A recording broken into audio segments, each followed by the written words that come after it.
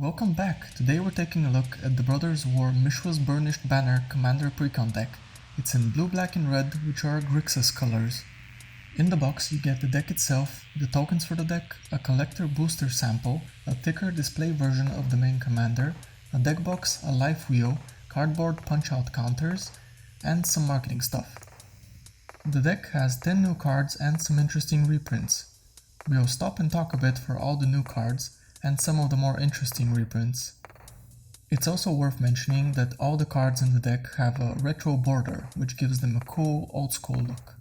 Feel free to pause at any point if I don't stop on a card that you want to read.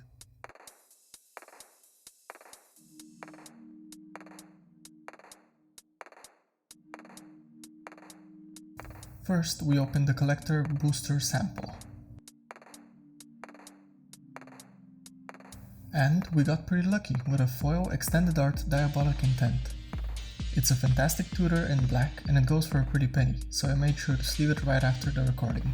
Next up, we take a quick look at the display commander and the tokens. As you can see, the display commander is quite a bit thicker than a normal card and it's not really meant to be played with. I was surprised to see an Eldrazi token in this deck. I was prepared for maybe some Phyrexians, with this being a deck about Mishra and all, but not Eldrazi.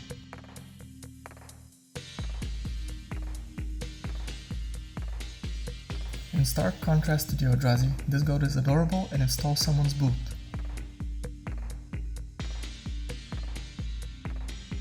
Now onto the main event.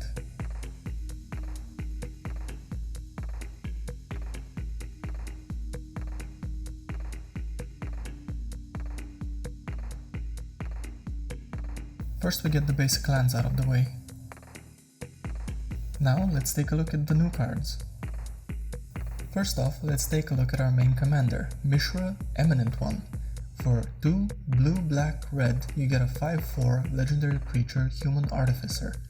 His text is, at the beginning of combat on your turn, create a token that's a copy of a target non-creature artifact you control, except its name is Mishra's Work Form and it's a 4/4 construct artifact creature in addition to its other types. It gains haste until end of turn, sacrifice it at the beginning of your next end step. So he makes 4/4 artifact creature token copies of your other artifacts. You do have to sack them on your end step, but you have your whole combat and your second main phase to use their abilities or sack them to gain some advantage. He seems like a lot of fun to play with. The alternative commander for this deck is Ashnod the Uncaring, Mishra's assistant. She also costs 2 blue, black, red for a 1/4 legendary creature Human Artificer with Death Touch. And whenever you activate an ability of an artifact or creature that isn't a mana ability, if one or more permanents were sacrificed to activate it, you may copy that ability. You may choose new targets for the copy. Sacrificing an artifact for mana to activate an ability doesn't count. She seems like the type of commander that you'd really have to build around to get the full benefit. I'd stick to Mishra as the commander for this deck. Glint Raker, 3 and a blue for a 1/3 creature Drake with flying. Glint Raker gets +X+O, where X is the highest mana value among artifacts you control. Whenever Glint Raker deals combat damage to a player, you may reveal that many cards from the top of your library. Put an artifact card revealed this way into your hand and the rest into your graveyard. In an artifact heavy deck like this, I can see this consistently entering with around 6 power, and if it gets through, you get to dig for an artifact. Teresier's Devastation, X2 black black for a sorcery. You lose X life and create X tapped Parastone tokens. Then all creatures get -1/-1 until the end of turn for each artifact you control. I can see this coming in clutch, but the price is a bit high, so I'm not sure if I like it. Blast Furnace Hellkite, 7 red for a 5/5 creature dragon. Artifact Offering. You may cast the spell as though it had flash by sacrificing an artifact and paying the difference in mana cost between this and the sacrificed artifact. Mana cost includes colors. It has flying and double strike, and creatures attacking your opponents have double strike. This is an absolute beast, and with Mishra making copies of artifacts, you should be able to get this out cheap pretty consistently. Farid, Enterprising Salvager, 2 and a red for a 3/3 legendary creature Human Soldier. Whenever a non-token artifact you control is put into a graveyard from the battlefield, create a colorless artifact token named Scrap. For 1 and a red, you can sacrifice an artifact and choose one. Put a +1/+1 counter on Farad, it gains menace until end of turn, go the target creature, or discard a card, then draw a card. This is decently versatile. I also love how well the art goes with the red border. Machine God's Effigy, 4 mana for an artifact. You may have Machine God's Effigy enter the battlefield as a copy of any creature on the battlefield except it's an artifact and it has tap to add blue. It's not a creature. This is a really fun sounding card. It can give you an artifact non-creature version of any creature on the field. Or, if you have it not enter as a copy of a creature, you can copy it every turn with Mishra and have the copy enter as whatever the creature with the best ETB on the field is at the moment. Scavenged Brawler is a 6 mana 4/4 artifact creature construct. It has Flying, Vigilance, Trample, and Lifelink. For 5, you can exile it from your graveyard, choose a creature, put 4 +1/+1 counters, a Flying counter, a Vigilance counter, a Trample counter, and a Lifelink counter on that creature. Activate this only as a sorcery. It's a bit expensive, but the fact that you can exile it from your graveyard to give a creature all of its perks gives it some nice versatility. Smelting Vat, 4 mana for an artifact. You can pay 1 and tap it to sacrifice another artifact.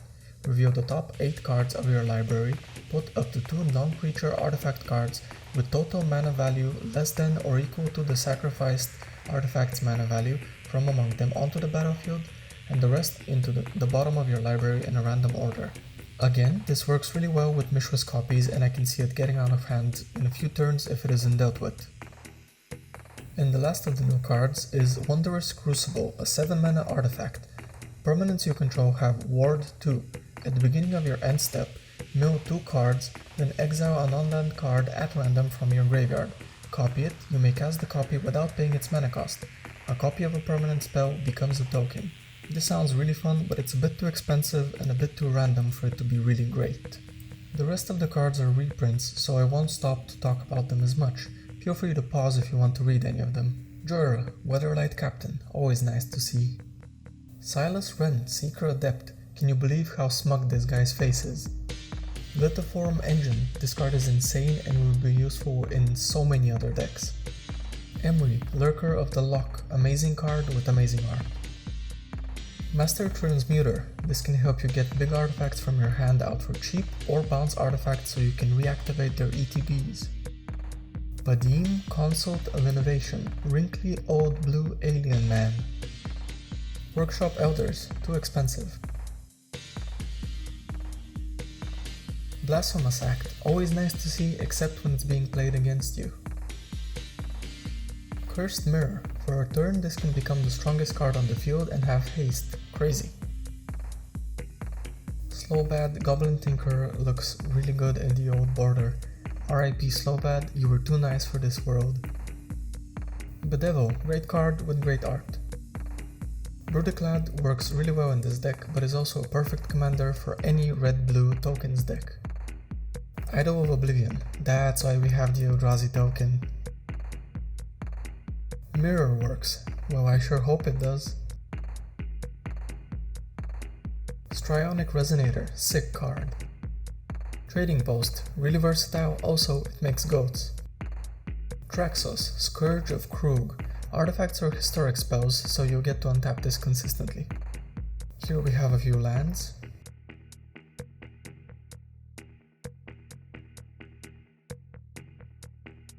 Fact or fiction? The flavor text on this is very flavorful. A Braid, artifact hate in an artifact deck. Huh. Here we get some ramp, some card draw, and a bit of token creation. More lands. Reliquary Tower, nice. Fateless Looting, looking sick in the old border. Nihil Spellbomb, it never hurts to have a bit of graveyard hate in a deck.